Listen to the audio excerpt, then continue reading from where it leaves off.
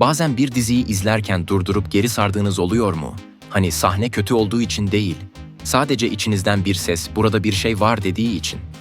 Çoğu zaman sebebi bir çekim hatası, bir süreklilik problemi ya da fark edilmeden geçmiş küçük ama etkili bir detay oluyor. Bu videoyu hazırlama sebebim de tam olarak bu. Uzak Şehir kötü bir dizi olduğu için değil, bunu bir fanı olarak söylemem mümkün değil. Aksine, izleyicide duygu uyandırmaya çalışan, atmosfer kurmaya çalışan bir dizi olduğu için bu hatalar daha çok göze batıyor. Çünkü bazen bir diziyi bozan şey, büyük hatalar değil, kimsenin fark etmediğini sandığı küçük detaylardır.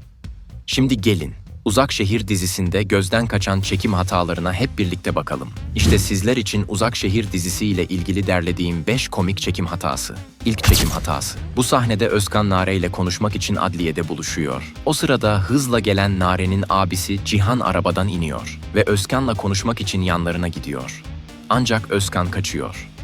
İlk bakışta her şey normal gibi gözüküyor. Dikkatli izlediğimiz zaman bu komik çekim hatasını fark ediyoruz. Cihan arabadan indiği sırada arabanın kapısı açık.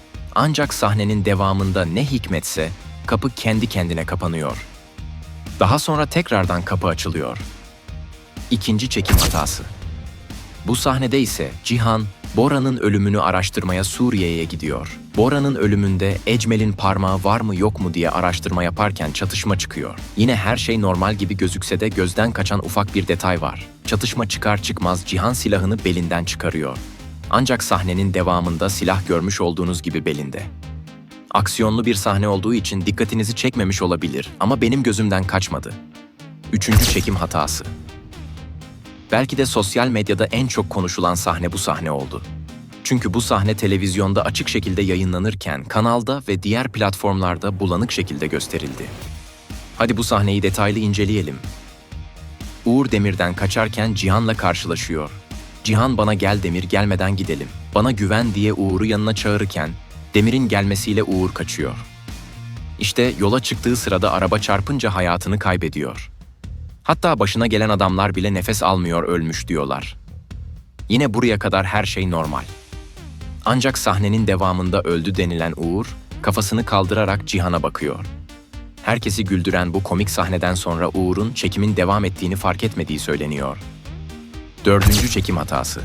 Bu sahnede ise Kaya ve Zerrin birlikte kaçıyorlar. Yine aksiyonlu bir sahne olduğu için fark etmeyeceksiniz.